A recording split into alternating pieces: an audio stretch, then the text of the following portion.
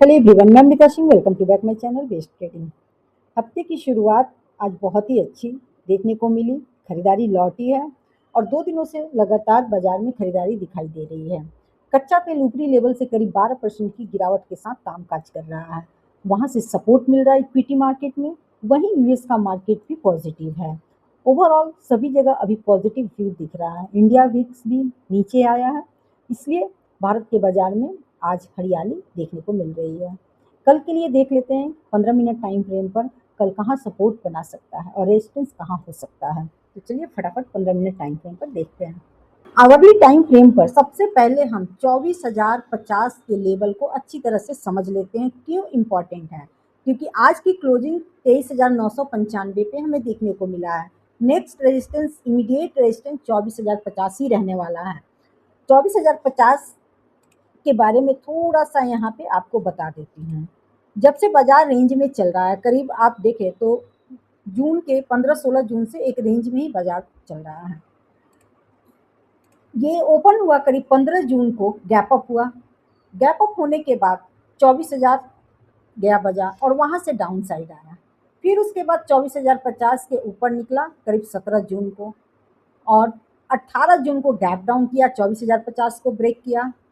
और फिर उसके बाद देखा जाए यहाँ पे 24,050 23 जून को ऊपर निकला और उसी 24,050 को 23 जून को ब्रेक भी कर दिया डाउन साइड। और फिर उसके बाद नेक्स्ट डे 24,050 को ऊपर ब्रेक किया और 24,050 फिर उसके बाद 30 जून को ब्रेक डाउन किया। ये इंपॉर्टेंट है 24,050 का लेवल। आप लगातार देखो 24,050 2 जुलाई को ब्रेकआउट किया 24,050 और कुछ टाइम तक ऊपर रहा 1-2 दिन और उसके बाद 8 जुलाई को 24,050 को ब्रेक डाउन किया। फिर उसके बाद नेक्स्ट 10 जुलाई को 24,050 ब्रेक किया। लेकिन उसके बाद करीब 3 से 4 दिन 24,050 के लेवल को सपोर्ट बनाकर रखा और ब्रेकडाउन फिर वापस किया। 22 जुलाई को ये ब्रेकडाउन किया और वापस हम उसी 24,050 के लेवल पे जा रहे हैं। इसलिए 24,050 इम्पॉर्टेंट है कल के लिए और हम शायद हो सके ओपन ही इसी प्राइस के आसपास हो, क्योंकि यूएस मार्केट अभी भी पॉजिटिव है, करीब 600 पॉइंट ऊपर अभी है। हालांकि जब ओपन होगा उसके बाद देख लेंगे कि यूएस मार्केट कहाँ जा रहा है। और कच्चा तेल भी 10 से 12% की गिरावट के साथ कामकाज कर रहा है। हाँ, जहाँ निफ्टी क्लोज किया है अगर उसी प्राइस के आसपास ओपन हो रहा है और 24,030 40 50 के करीब जा रहा है तो इस जोन में बाइंग का हमें नहीं सोचना है। उसके लिए या तो थोड़ा डिप मिले या 24,060 के ऊपर सस्टेन करता है, तभी हम अपसाइड के लिए ट्रेड ले सकते हैं। और बैंक निफ्टी कंपोनेंट हालांकि आज साथ नहीं दिया है, रिलायंस भी साथ नहीं दिया। कल अगर पॉजिटिव होता भी है वहां पे आपको निफ्टी में एक अच्छा मूव देखने को मिलेगा। और ये 21 जुलाई की कैंडल, रेड कैंडल 22 जुलाई की है। 24,060 के ऊपर अगर निकलता है तो फिर यही कैंडल पूरी तरह से 24,150 अपसाइड जाएगा। 24,150 पे यहाँ पे हमें रेजिस्टेंस भी देखने को मिल रहा है, यहीं से ब्रेकडाउन भी किया था। तो कल के लिए फिलहाल हम 24,150 तक देख पा रहे हैं।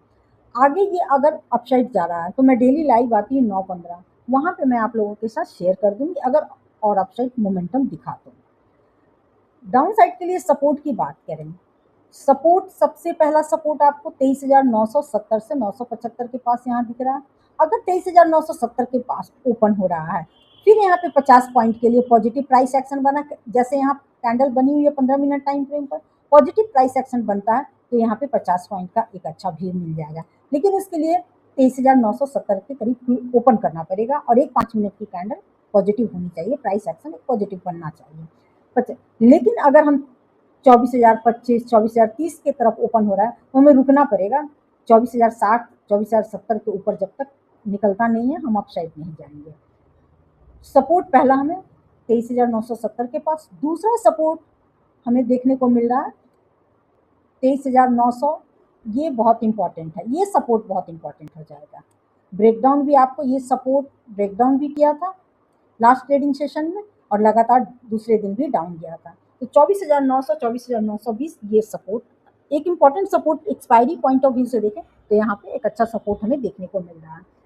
23,900 की तरफ अगर बाजार मिलता है तो सबसे बेस्ट है, डिप में थोड़ा बाइंग की अपॉर्चुनिटी मिल जाएगी। हालांकि वैसा अभी उम्मीद दिख नहीं रही है जैसा कि यूएस मार्केट अभी कर रहा है। और वैसे भी 23,960 970 के पास भी मिलता है तो वहां से भी एक 24,050 तक का हमें एक पॉजिटिव व्यू देखने को मिल सकता है अगर कंपोनेंट साथ दिया तो। कंपोनेंट पे ध्यान रखना, नज़र रखना, क्योंकि आज रिलायंस साथ नहीं दे रहा था, बैंक निफ्टी कंपोनेंट साथ नहीं दे रहा था, इसलिए बहुत ज़्यादा स्पीड निफ्टी में भी नहीं आ रही थी। निफ्टी धीरे धीरे अपसाइड मूव कर रहा था। अब कल देखते हैं क्या करता है। कल अगर सब कुछ अच्छा रहा, सारे कंपोनेंट साथ दिए, जरूरी नहीं है कि सारे सेक्टर साथ, देखो जब सभी एक सेक्टर एक साथ मूव करने लगे तो बाजार कहाँ से चला जाएगा, जो कि ऐसा पॉसिबल होता नहीं। ये ऐसा साल में एक दो बार ऐसा पॉसिबल होता है कि सारे ही स्टॉक अपसाइड चल रहा है तो बाजार कहाँ से एक दिन में 26,000 चला जाएगा, वैसा होता नहीं है। हर दिन अलग अलग सेक्टर चलेंगे, कोई सेक्टर चलेगा कोई नहीं। हो सके आज आईटी बहुत अच्छा चल गया, कल आईटी रुक जाए, ऐसा भी हो सकता है। तो एक को रोका जाता है, दूसरा चलता है, ऐसा ही होता है। तो आज वही हुआ है, एक बैंकिंग सेक्टर रुका है तो आईटी चला है, ऑटो चला है, फार्मा चला है।